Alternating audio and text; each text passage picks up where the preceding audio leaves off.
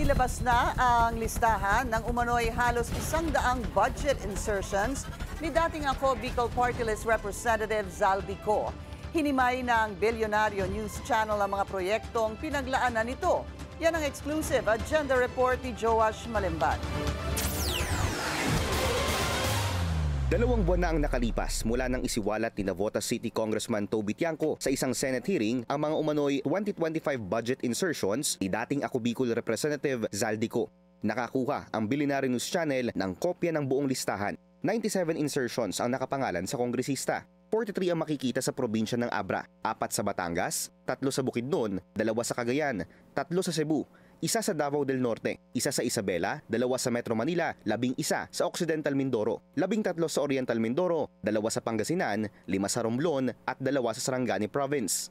Sa kabuuan, aabot ang total insertions niko sa labas ng Bicol Region sa 13.8 billion pesos. Mas nakakapagtaka naman kung ang isang congressman na hindi tigaroon dun sa distrito na yon ang magre-request para lagyan yung distrito na yon.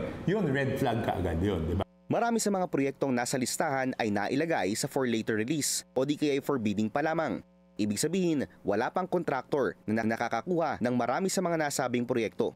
Pero sa patuloy naming pagsisiyasat, nakakuha ang aming team ng dokumento mula sa isang source sa DPWH ng kopya ng 4 na bidded out projects sa mga insertion niko. Matatagpuan ng mga proyekto sa unang distrito ng Batangas. 3 kontrata ang matatagpuan sa Paliko, Balayan, Batangas Road na nagkakahalaga ng 343.3 million pesos at isang road project muli sa Tagaytay, Nasugbu Road na nagkakahalaga ng 86 million pesos. Ayon sa 2025 GAA, preventive maintenance on secondary roads ang lahat ng ito.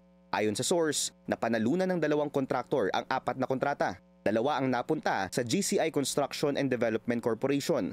2 naman ang napanalunan ng Bicol Gold Rock Construction Corporation. Una nang iniulat ng Bilyonaryo News Channel na magkapatid ang may-ari ng 2 kumpanya. Pagmamay-ari ni Gigi Ibasco ang GCI, samantalang kay Steve Ibasco naman ang Bicol Gold Rock, parehong based sa Camarines Sur. Halos lahat ng proyekto ng mga kumpanyang ito, kung hindi sa Bicol Region, ay sa 1st District ng Batangas matatagpuan.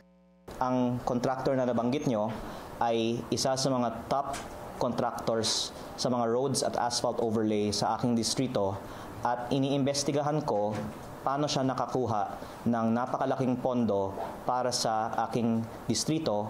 Siya ay contractor ng mga proyekto na ipinasok ng mga taga-regional office ng DPWH.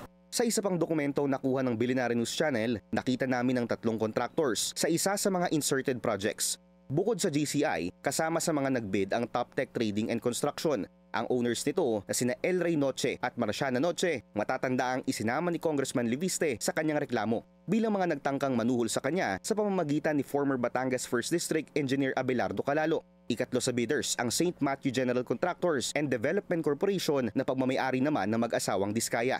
Una nang sinabi ni former DPWH Undersecretary Roberto Bernardo na luto na ang lahat ng bidding sa kanyang mga nasasakupan noong nasa pwesto pa siya, kasama rito ang Batangas. Kahit daw kasilusing bidders, parte na sa hatian bago pa man magsimula ang formal and official bidding process. Tumutulong po yung mga distrito at saka region na talagang tulungan na manalo. So Yusek, sa tingin po ninyo, anong porsyento ng mga bid ang rigged or luto na? Anong porsyento yung talagang totoong bidding talaga? O do we assume na lahat ng bidding na nangyayari ay luto na? Lutong-luto na?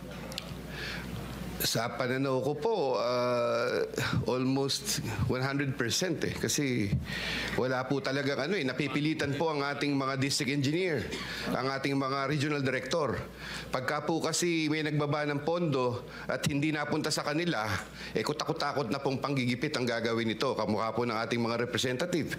Pagka po hindi napunta doon sa mga gusto nila, nagagalit po. May 3 pang kumpanyang nakapangalan sa ibang kaanak na mga Ibasco na kung susumahin, nakakobra ng 40 billion pesos worth of DPWH projects sa buong Bicol Region mula 2016.